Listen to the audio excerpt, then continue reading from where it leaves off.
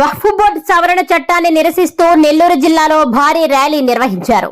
జిల్లాలోని నలుమూలల నుండి ముస్లింలు పెద్ద సంఖ్యలో ఈ నిరసన కార్యక్రమంలో పాల్గొన్నారు.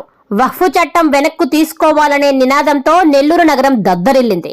50,000 మందితో ఈ నిరసన ర్యాలీ కోటమిట్టి నుండి గాంధీ బొమ్మ వరకు శాంతియుతంగా జరిగింది. ఈ కార్యక్రమంలో అనేక పార్టీలతో పాటు దళిత సంఘాలు, హిందువులు, సిక్కులు, క్రైస్తవులు, ముస్లింల నిరసనకు మద్దతుగా నిలిచారు.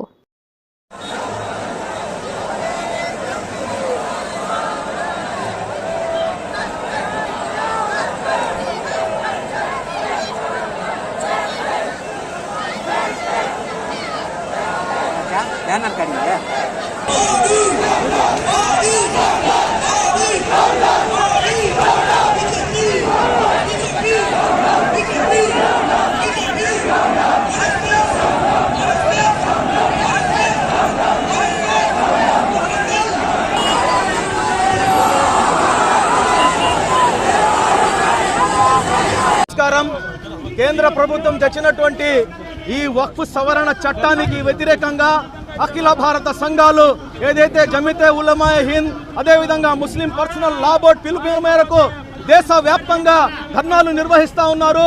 ఇందులో భాగంగా నెల్లూరు నగరంలో జేఏసీ వారి ఆధ్వర్యంలో అన్ని సంఘాలకు అంటే ముస్లిం సంఘాల వారు అందరూ కలిసి జేఏసీగా ఏర్పడి ఈ రోజు ఈ యొక్క నల్ల చట్టాలకు వ్యతిరేకంగా పోరాటం చేస్తా ఉన్నారు.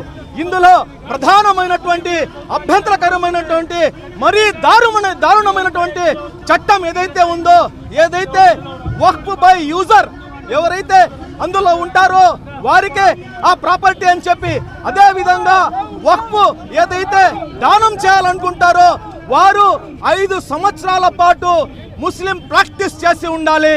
అంటే గడ్డం వదిలి టోపీ పెట్టి 5 పూటల నమాజ్ చదివి అదే విధంగా రంజాన్ లో రోజాలు పాటించి 5 సంవత్సరాల పాటు నేను ముస్లిం అని చెప్పి సర్టిఫికెట్ ఇస్తేనే వారు వక్ఫ్ బోర్డుకి దానం చేసే చట్టం తీసుకుని వచ్చారు.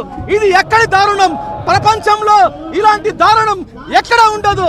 ఏ మతస్థుడైనా ఇంకొక మతం వారికి దానం చేయవచ్చు, వాళ్ళ ఆస్తులు ఇవ్వచ్చు. దేవుడి మీద ఇచ్చే ఈ యొక్క ధర్మపరమైనటువంటి ఈ కార్యక్రమం.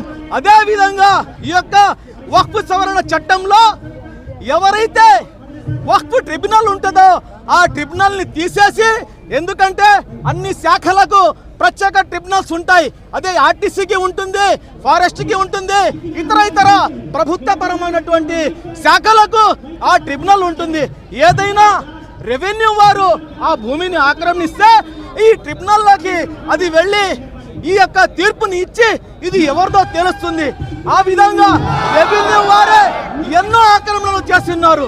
అలాంటి రెవెన్యూ వారికి ఈ యొక్క చట్టం ఇచ్చి ఎవరైతే ఆక్రమణలు చేస్తారో వారికే తీర్పు ఇచ్చే అధికారాలు ఇవ్వడం ఇది మరీ దారుణం.